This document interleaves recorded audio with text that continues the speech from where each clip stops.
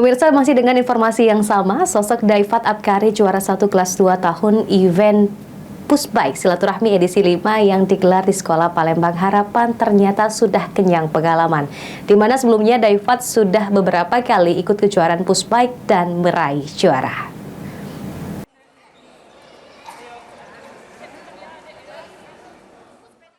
Pada event Silaturahmi Series 5, Competition Pushbike South Sumatera Selatan tahun 2024 yang digelar di Sekolah Palembang Harapan, Daifat Apkari berhasil meraih juara 1 umum usia 2 tahun.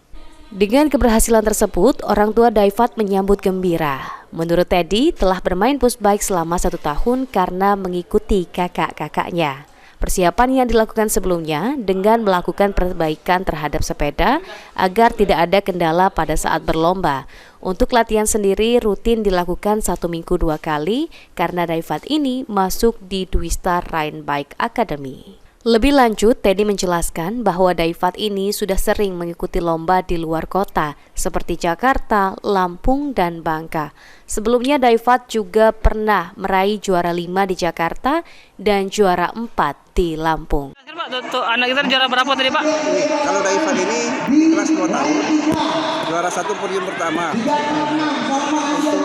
bermain pushbike ini udah 1 tahun lah ikut mbak sama kakaknya. Oh, jadi sudah ikut selama 1 tahun, Pak ya? Tahun.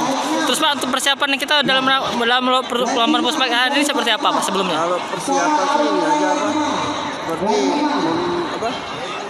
sepedanya diperbaiki lagi, dimodif lagi, terus servis ringan dikit biar nggak ada kendala pas race.